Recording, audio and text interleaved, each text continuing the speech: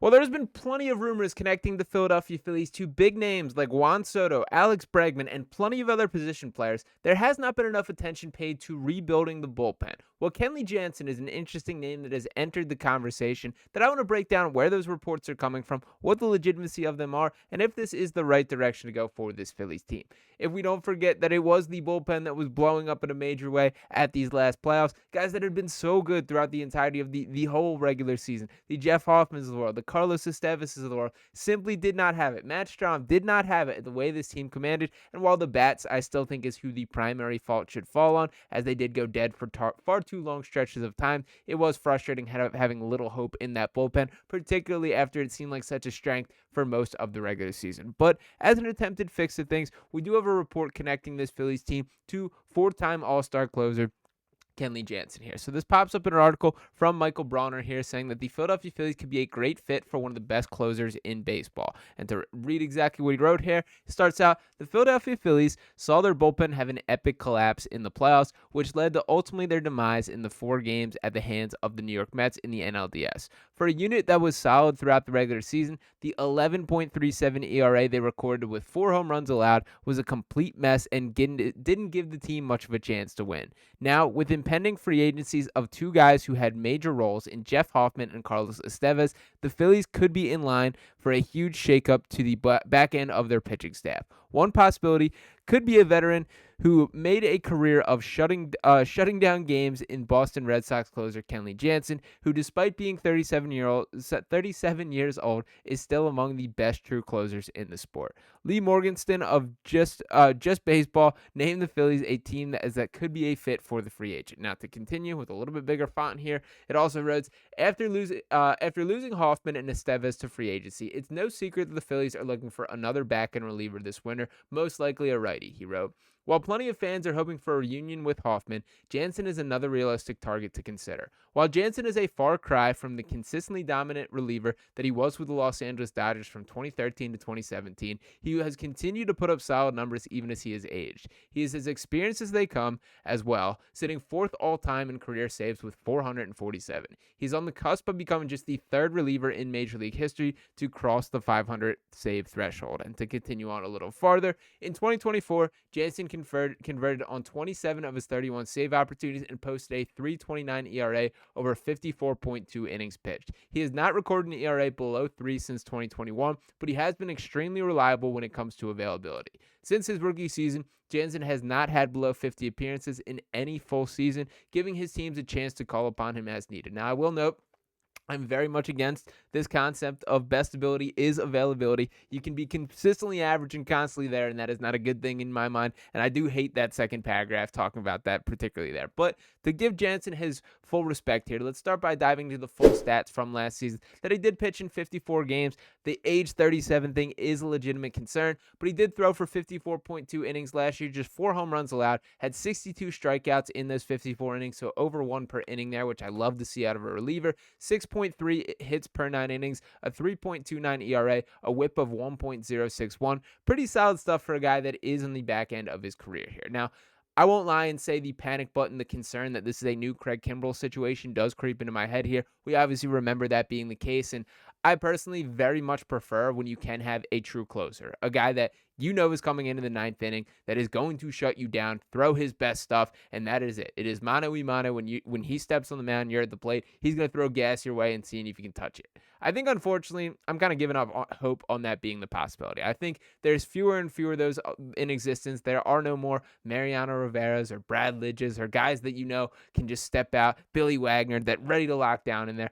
They're just a dying breed in today's MLB, and I do think that the way that you combat that from a team-building concept is you get as many of these high-end arms and then kind of play the matchups from there. I've also had my disagreement with like the high-leverage inning. Yes, I understand the concept of it. When it is you're playing the matchups, you have their best hitters coming out in the point in the game, but in my eyes, it's always you're still playing 9 innings. That you still have to go deep in that game regardless. So while I hear Rob Thomson on that, I know he's very much a proponent of this. Not something I wholeheartedly agree with either. But to talk more specifically about why I think this is a need, I don't see a world in which Jeff Hoffman comes back. And the reason that I say that is not out of hope. I would prefer him back. I loved having Jeff Hoffman on this Phillies team last year. The playoffs was disappointing, but we did see how dominant he was for most of the regular season. But the reason that I say this was this quote from him about potentially signing as a starter this offseason. And Hoffman's quote was, I think I would be a great starter if given that opportunity again. It was cool seeing what Renato Lopez and Jordan Hicks did last year. And for me, with how healthy I am and what I've done the last few years with my arsenal, it's an interesting thought.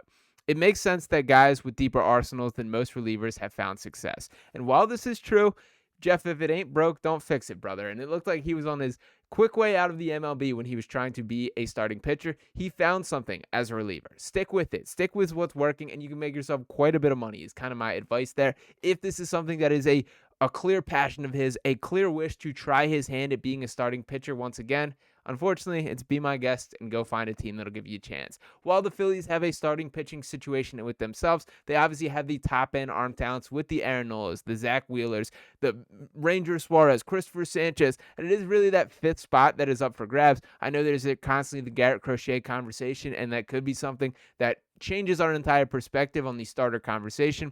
We don't really know what is going to be the case from there.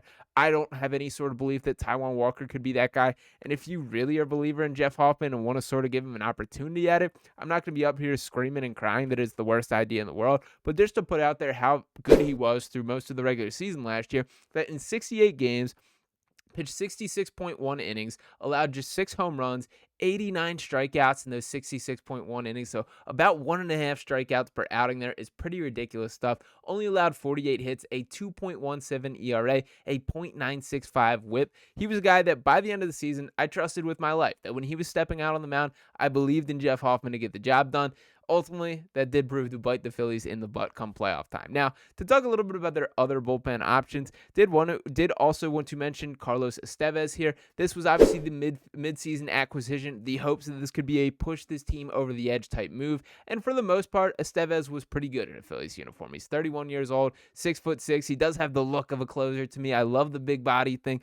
How he throws it with his entire body is awesome there. 5 home runs allowed, 50 strikeouts in his 55 innings pitched, 6.2 hits per 9 inning, a 2.45 ERA, a .909 whip. Now, my biggest gripe that I have with Estévez is I don't think he has closer stuff from the standpoint of he's not the guy that I'm describing, that he is just going to throw gas and see if you can touch it. He does play around with things a little bit. He'll allow runners on. He will allow you to try and fly out or a ground out or those type of things.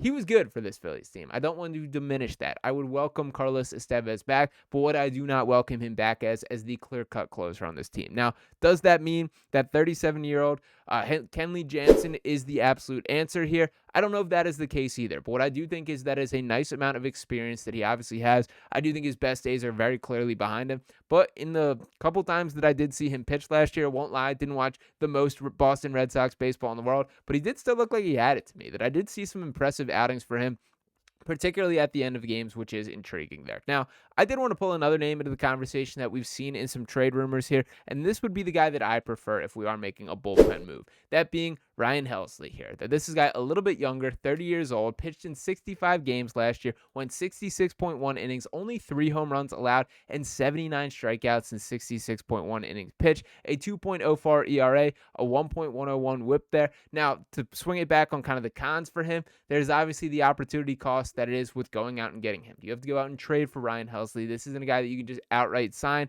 in the same way it is with Kenley Jansen, with Jeff Hoffman, and with Carlos Estévez. But to this conversation here, I'm almost like the more the merrier. That let these guys dog it out, let them figure it out, and to kind of look at the current bullpen for this Phillies team. We're talking about Matt Strahm under contract, who I still have belief in. I think will bounce back. He does seem to have the mentality and the spunk to be ready to pitch through the struggles that did show face in last year's playoffs and was pretty nasty for the large part of the season. So welcome back to Strahm. Nice to have him as a lefty there as well. Jose Alvarado, a guy who has had his ups and downs with this Phillies team. I'm still feeling optimistic that Alvarado can find himself once again, that he's a guy that you can see quite clearly when he has it, when he does it. It is maddening when he does it because he just straight up cannot find the strike zone, but I love when he's absolutely locked in and on. I love the passion that he shows on the mound, screaming, yelling, stomping, everything about it, and just throwing the ball right past guys. Ryan Kerkering heading into year 3 in the major leagues now, a guy that improved as a pitcher in a major way last year, that I thought his first season in the majors, and I think it's fair to assess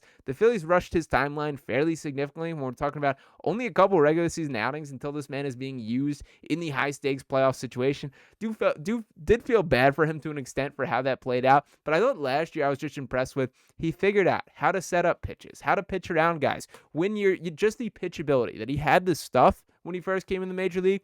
Felt like last year he took a huge stride in putting things together. Now, Tanner Banks below that, another midseason acquisition, a guy that I grew to like throughout last year and I'm comfortable running it back with.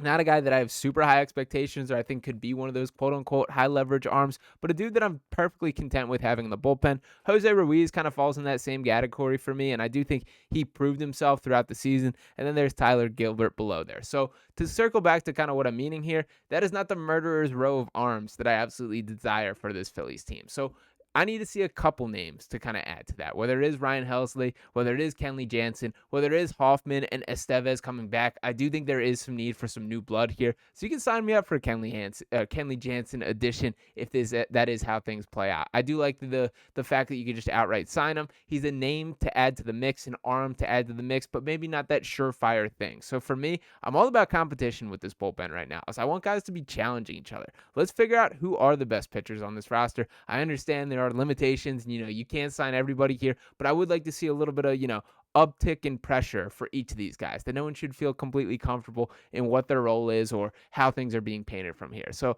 we'll see how things do shake out from here, but I was kind of interested. That is a name that makes a little bit of sense to me, and I had not heard until reading that article there. So let me know if you have any interest in Kenley Jansen in the comments. I understand the age thing is a concern, and it's very possible that this guy's best days are behind him, but we'll see how things shake out and how Dave Dombrowski views that situation overall. Appreciate each and one of you guys tuning in this video. As always, make sure you're smashing that subscribe button if you have not already. Drop a like on this video and any comments that you have below. I'll be back talking to you next time right here on Phillies Digest. Peace.